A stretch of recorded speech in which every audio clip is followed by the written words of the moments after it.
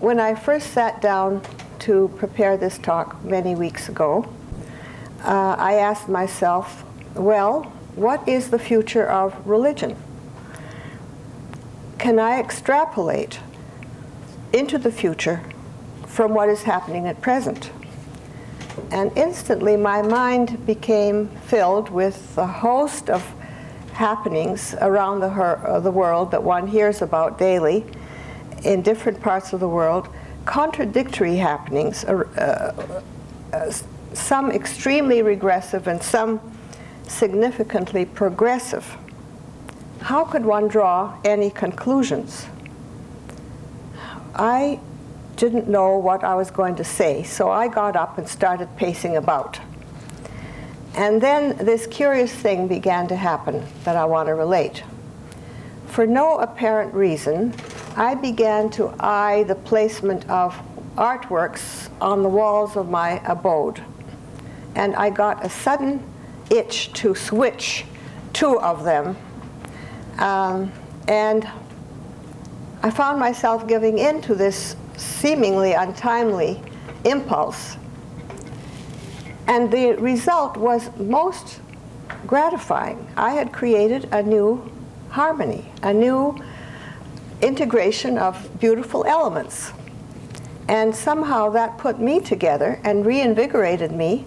This outward harmony worked an inward harmony, and I made a beeline back to my workplace.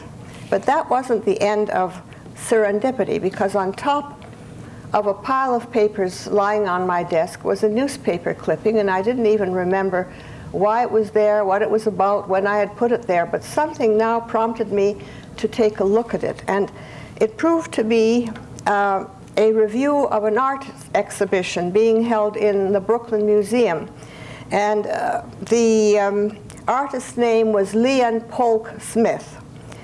And the article said that Polk was of mixed Cherokee and European ancestry, whose parents were farmers in what at the time was called Indian Territory, soon to be the state of Oklahoma. He was one of 9 children, worked on ranches and oil fields before entering college to study education, was also a self-taught artist, and later had a teaching career. As state supervisor of art and education in Delaware in the 1940s, he advocated racial equality in the schools and succeeded in combining the state's 2 teachers' conventions, one all black and the other all white, into a single body. The exhibition being held spanned 50 years of his work. The review stated, among other things, that Polk had helped to create the body and substance of this century's art. And the reviewer quoted the artist, "I paint neither politics, religion, nor philosophy, but you may find your own in my work." This article seemed to reinforce the experience I had just had in rearranging the paintings. And in retrospect, I see what the common denominator was. In both the one thing and the other, it pertained to self-integration and societal integration and the mutual interconnection of those two things. Polk had integrated diverse elements of his life, his mixed ancestry, his aesthetic sensibilities, his work as artist, teacher, activist, and he exemplified, to my mind, what it is to be whole. It is to be true, to be creative, to be a valuable citizen. Self-integration permits societal integration. And now I suddenly saw that my intuition was guiding me back to my favorite subject, wholeness. The trouble with wholeness as a subject, though, is that it includes everything and the interrelationship of everything. And in selecting a particular topic, as one has to do, you're, by the same token, bound to infringe wholeness a bit. You take it out of that topic somewhat out of its context. So I foolishly have the habit of choosing an extremely broad topic in the hope of evading this problem, and I've done it again this time. I'd like to share a few thoughts on the present juncture in the evolution of consciousness on this planet. The question I'd like to pose and try to address is this: has the great transition in consciousness that many have envisaged or speculated about begun yet? I'd like to suggest that it has begun, that the new cycle has been creeping in on cat's feet, as it were, very quietly, very subtly, and it has been evincing itself for at least some decades in different ways.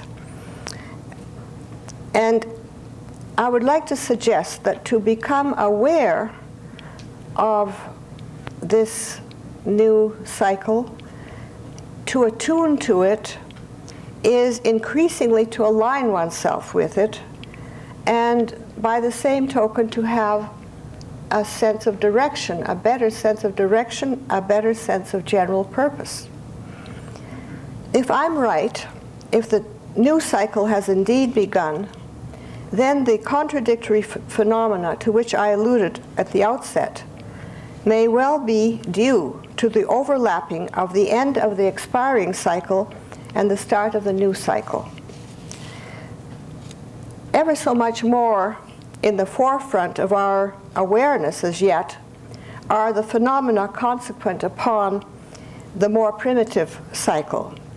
These consequences have probably been long accumulating there, and have accumulated and are now, it seems to me, to many I'm sure, accelerating and intensifying by their inherent dynamics.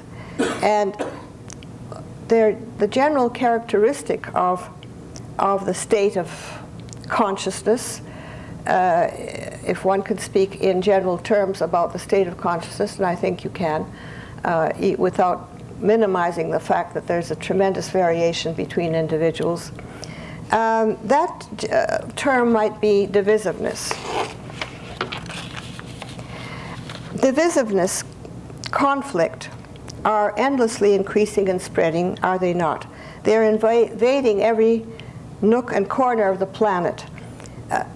Conflict rages over numerous old and new issues: ethnic, racial, religious, territorial, ideological, economic, political, and so forth. Divisiveness reflects, as we know, the separative and analytical mind. In relationships, it expresses itself as the kind of ego, did I pronounce it correctly, Radha? The kind of ego Radha spoke about, an ego given to prejudice, narrow-mindedness, provincialism, parochialism, self-seeking, much more than cooperation, concern chiefly for one's own special interests rather than for the common good. It may well be that our evolutionary pilgrimage had to be preceded by this type of individuation before and in order to progress to the next phase.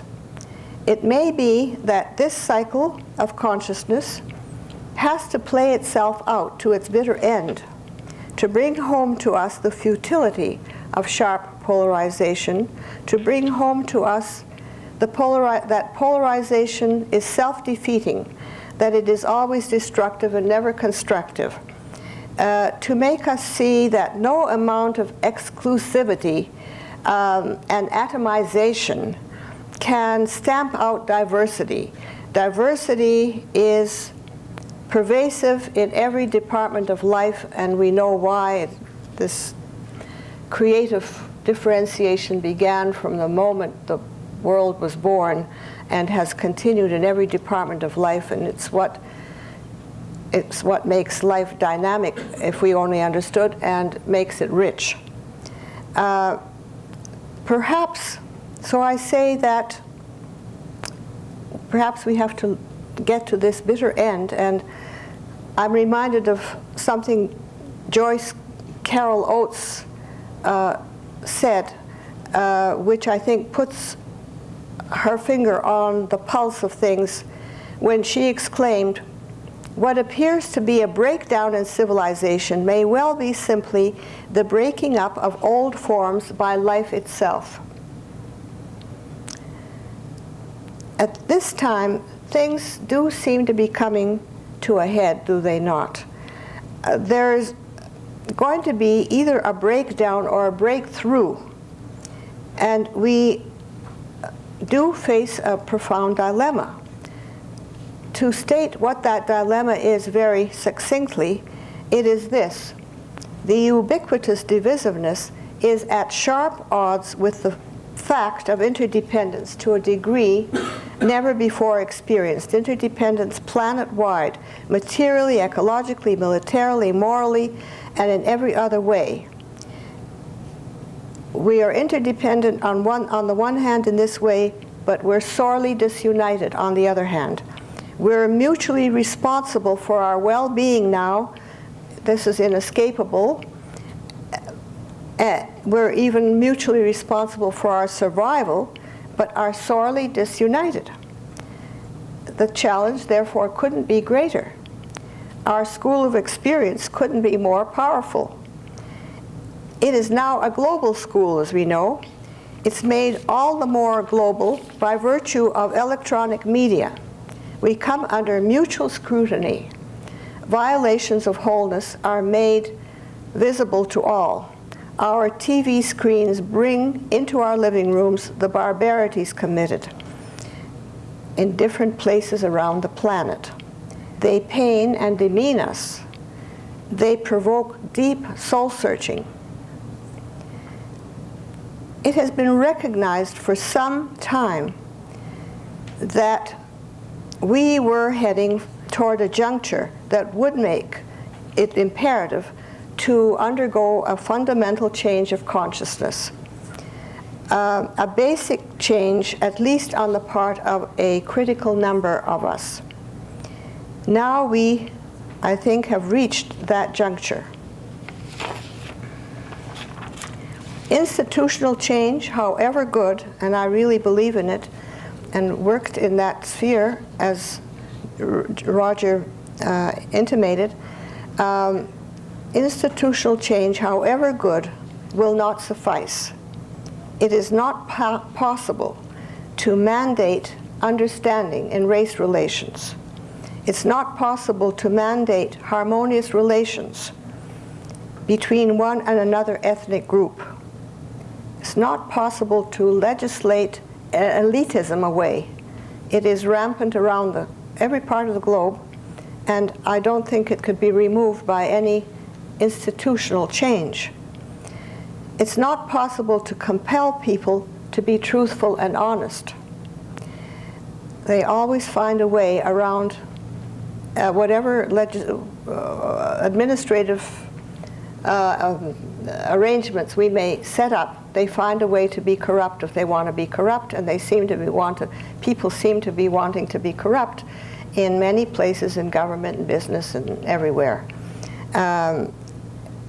And it's not possible to compel people to be truthful and honest then. And it's not possible to mandate, above all, the feeling of unity beyond differences. Only self-integration on the part of individuals could bring about a more harmonious human society. Remember the instructive example of Leopold Smith. Now it seems to me interesting, and I've been noticing and talking about this for some years, that simultaneously with the urgent imperative of becoming more self-integrated, more whole in ourselves, a meaningfully synchronous happening is taking place in our knowledge realm. It is this: most, if not all, scientific disciplines, modern disciplines, have become seized with the problems of wholes and wholeness. Heretofore, for 300 years, scientists had searched for the simplest unit that they could take apart, dissect, and use to study the system. But they have entered a period in which, in many cases, they have come to the limit of that approach. they feel the need to understand more about how the properties of the whole arise. They are searching for new principles pertaining to wholeness. The new focus is on dynamic systems, which are dynamic wholes by another name. The new emphasis is by the same token more a process than a static structure. The new unfoldment is discernible in every discipline, from psychology to ecology, from economics to medicine. It has arisen in biology and in biological theory of evolution. And now I'd like to zero in on science's theory of evolution because it's germane for understanding the properties of the whole, how they arise, more particularly, how a new whole is born. The newer theory of evolution sees the universe evolving toward the formation of more and more inclusive and capable wholes. To enlarge very briefly on this theory, evolutionary scientists tell us that the evolutionary continuum has generated itself by means of successive integrative steps. Thus, as systems philosopher Erwin Laszlo puts it, quarks are thought to have assembled themselves into integrated structures, like protons and neutrons. Thereafter, successively larger and more complexly organized wholes were atoms, molecules, and cells.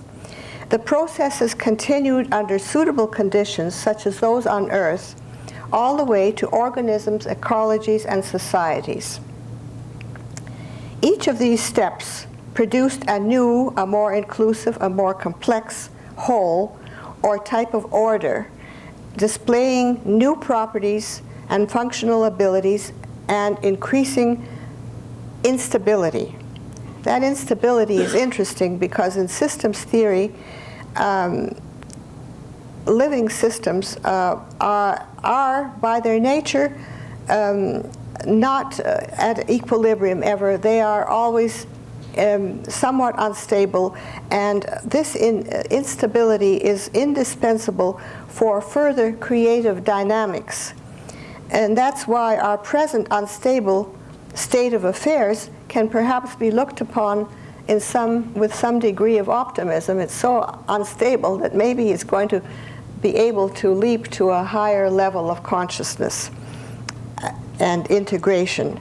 And some aptly say our crisis is also our opportunity. The evolutionary continuum is described by these theorists as a hierarchy of levels of organization in which any given level contains all lower levels and is itself a component of all higher levels, which means that life, that all these levels, that all these manifestations, that all these myriad of beings or existence are interpenetrating, and thus a radical unity. And our speaker last night, Ralph, touched on that from another aspect, from the aspect of physics more particularly. And we can see that science in its own inimitable and different way is corroborating an insight, an immemorial insight of the unity of life.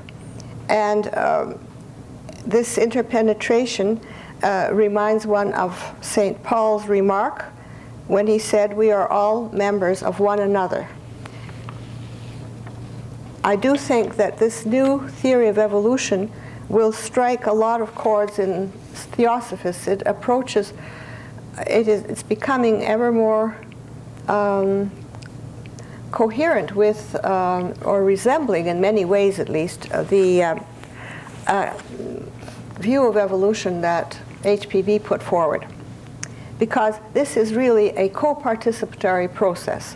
All these wholes within wholes, interpenetrating each other, are co-participating by the same token in the process. And it is a process toward a higher life. It could be described that way, to use HPB's terms. It's instructive for our present purpose to see how a new level of wholeness comes about in the context of this scientific continuum, this remarkable continuum established by science. It suggests that the new level, each new level comes about through a new integration of diverse elements. Differentiation seems to be a prerequisite for integration. Evolution proceeds, and here I use Arthur Koestler's memorable phrase, it proceeds through alternate differentiation and integration. It seems to be entail, he said, attaining a new kind of unity by a detour through diversity. Each of the successive levels constitutes a new unity. More accurately, it is a new unity in diversity. The process entails synergy, which is the functioning of the many components in a cooperative way, in a mutually supportive way, in a harmony with each other. The trouble is that this is true of every level except that of human society. Here it is not just a natural thing that happens, not an automatic or thing that happens. Theorists see the myriad components as self-organizing and self-transcending. In becoming cooperative, cells they specialize enormously, and then they subordinate themselves to a tissue, for example. They are self-transcending, and this happens at every level. There's symbiosis, there's cooperation, there's competition, there are many ways of relating in the world of nature, but we cannot obliterate the self-transcendent, the cooperative elements, as sometimes has been done. So as I say, these theorists see evolution as co-participatory, an open-ended process. Now, I might focus briefly on what is involved in our own self-integration. We include in ourselves and we live on all these preceding levels, as this continuum shows. We are in a world which is in us. Moreover, if a living cell is self-organizing, all the more is a human being self-organizing. Our evolution towards self-realization depends on ourselves, as Theosophy makes very clear. We have to win it by self-effort. We have to win our freedom, which is our sense of unity beyond differences, by self-effort. And on this self-effort or need for self-transformation, there is a wonderful consensus among theosophy, religion, psychology, and science. So the way we evolve is interesting. It is by integrating the two poles of our nature, the particular and the universal pole. And I won't elaborate on that because you're theosophists and you know that we are particular, unique beings on the one hand, and that we are universal beings emanating as we do from one and only one origin and the product of one and only one impartible process. So we have these two poles, and paradoxically, through one's particular instrument, only through that, can a person realize his universality. We have no other instrument. A person can experience his or her unity with others, and not only with another person, but with a tree, a flower, a work of art, indeed with the whole world. The experience of unity is obviously then transrational. We don't love others merely because it's reasonable to do so. Sometimes we love people that it's very unreasonable to find to love that much, but we do anyway. Nor do we see the whole in a world, nor do we see the whole world in a grain of sand by virtue of our reasoning capacity. It is obviously a transcendent experience.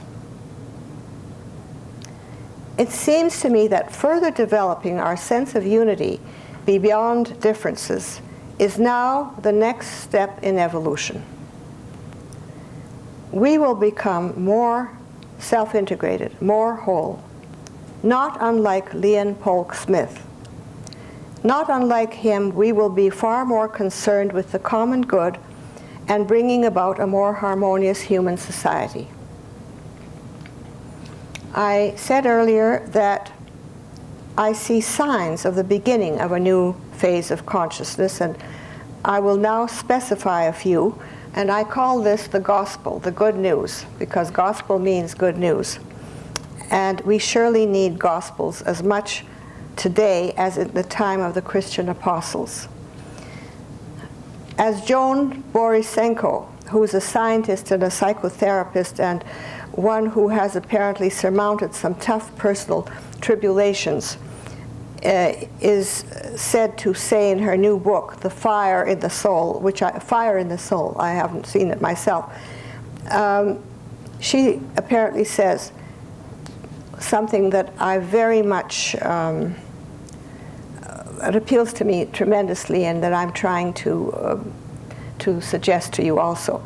And that is that spiritual optimism is a condition that extends beyond the traditional definitions of psychological health, that it is an outlook based in a delicate interplay between belief in oneself and confidence in the universe, spiced with healthy doses of courage, she says.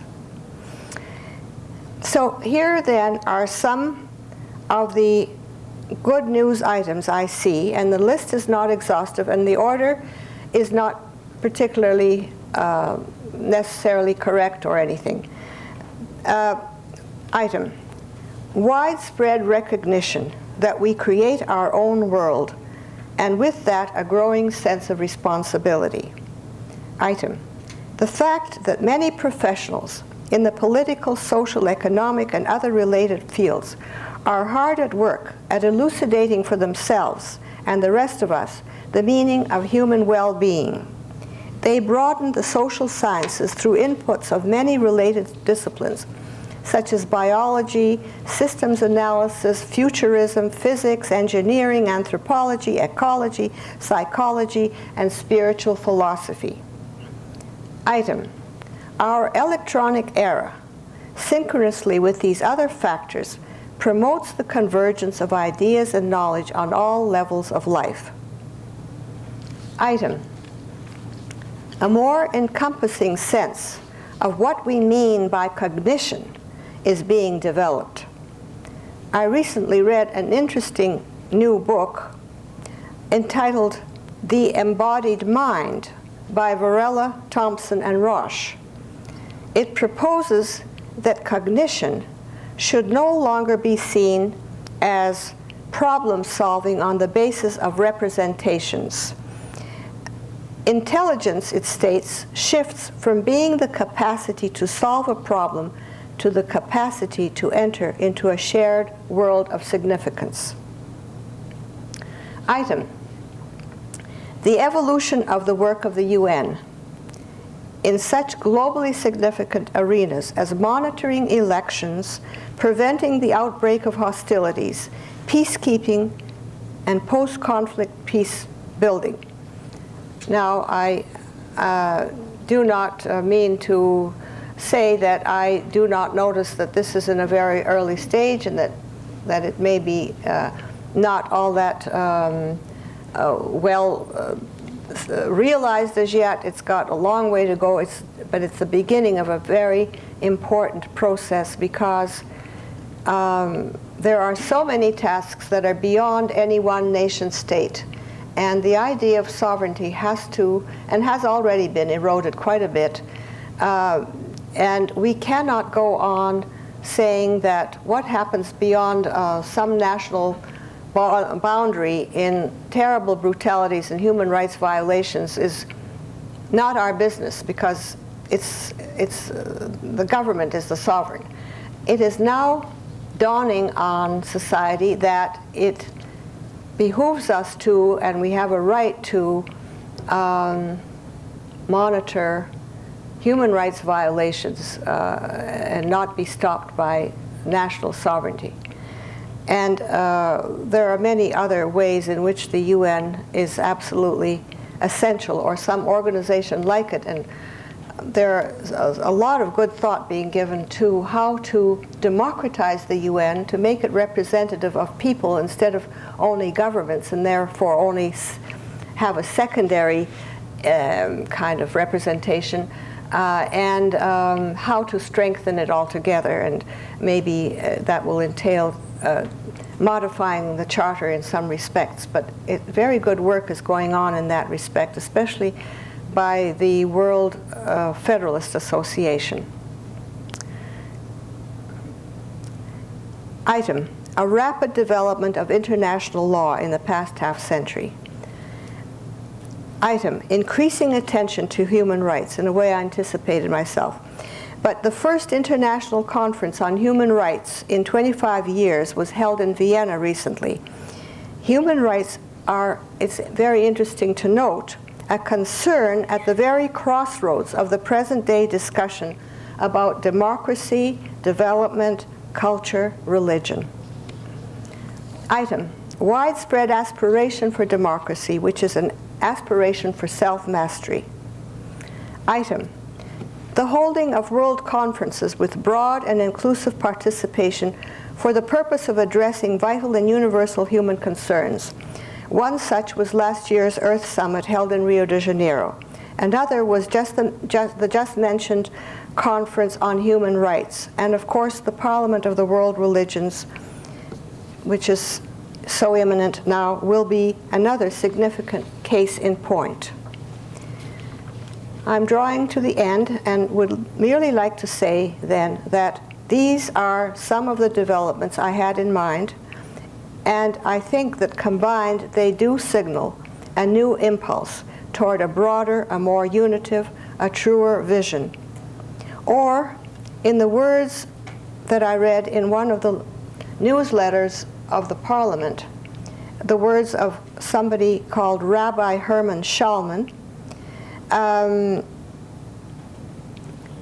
we are experiencing the birth pangs of a new age, of a new hope. We are present at that sacred moment when new life is able to emerge from the womb of the past. Thank you.